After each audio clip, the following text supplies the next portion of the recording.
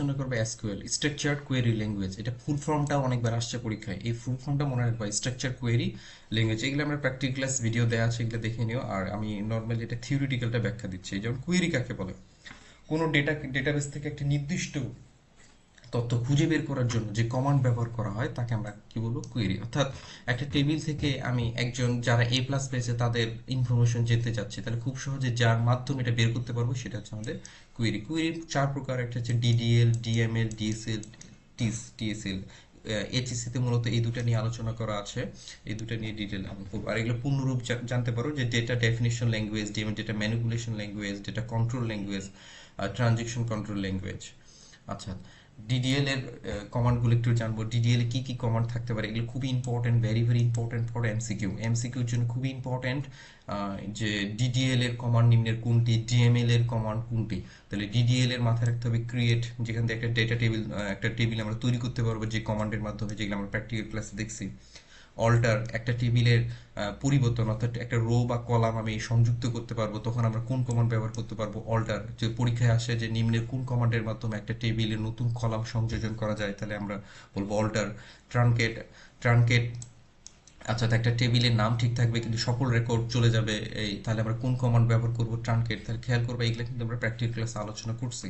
তারপরে আমি একবার করে রিভিউ দিই যে এমসিকিউর জন্য কিভাবে আসতে পারে। ট্রানকেট তোমাকে যদি বলে কোন কমান্ডের মাধ্যমে ডেটা টেবিল নাম ঠিক থাকবে কিন্তু সকল রেকর্ড চলে যাবে, সেটাকে আমরা বলবো ট্রানকেট। একটা ড্রপ কি, টেবিলের ডেটাবেসটাই ডিলিট হয়ে যাবে, পুরো ডেটাবেসটাই ডিলিট হয়ে যাবে, এরকম যে কমান্ড সেটা হচ্ছে ড্রপ। রিনেম কি, আমরা টেবিলের নামটা পরিবর্তন করতে পারবো, তাহলে কোন কমান্ডের মাধ্যমে, রিনেম কমান্ডের মাধ্যমে।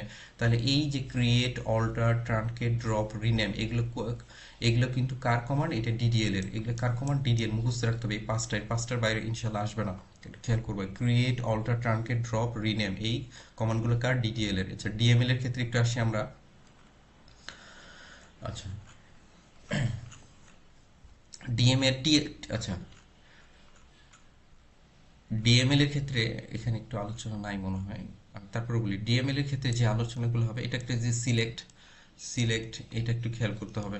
যে আমি বলি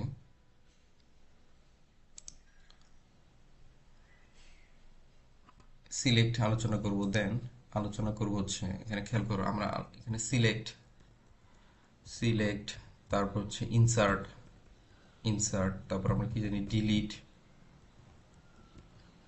ডিলিট, তারপর কি থাকে, আপডেট, আপডেট। এই জিনিসগুলো আমরা কিসের মধ্যে আলোচনা করব, এটা হচ্ছে ডিএমএল এর ভিতর। এই টপিকগুলো আছে ডিএমএল এর ভিতর আলোচনা হয়, ঠিক আছে। আচ্ছা, তাহলে এবার আসি আমরা ডিসিএল, টিসিএল এর দুইটা কমান্ড আছে, তিনটা কমান্ড আমরা জানতে পারি, দরকার নাই, বাট দুইটা উপরে দুইটাই অনেক গুরুত্বপূর্ণ, ডিডিএল আর ডিএমএল। এটা commit, roll back, save point. Commit মানে কি, সব পরিবর্তন স্থায়ী করা। রোল ব্যাক মানে কি, পরিবর্তনটা বাতিল করা, অর্থাৎ ব্যাক আসা। অর্থাৎ সেভ পয়েন্টকে ট্রানজিশন একটি পয়েন্টের মধ্যে তৈরি করা। রোল ব্যাকটি হচ্ছে নির্দিষ্ট পয়েন্ট পর্যন্ত ফিরিয়ে নেওয়া হয়, মানে আমি যদি রোল ব্যাক করতে চাই, এ থেকে যদি বি তে যেতে চাই, তাহলে বি থেকে যদি আবার এ তে আসতে হয় তাহলে আমাকে রোল ব্যাক করতে হবে, এটাই।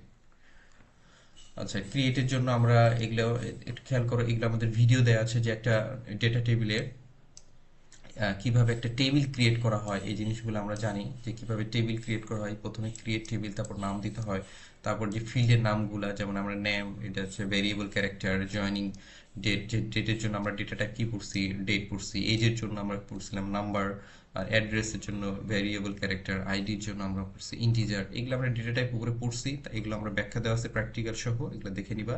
আমি জাস্ট বলি যে কি কি কমান্ড পড়া গুরুত্বপূর্ণ। তাহলে ক্রিয়েটের জন্য একটা ক্রিয়েট টেবিল দিয়ে কিভাবে ক্রিয়েট করা হয়, একটা টেবিল ক্রিয়েট কিভাবে করা হয়, কি কোন কমান্ড দিয়ে ক্রিয়েট।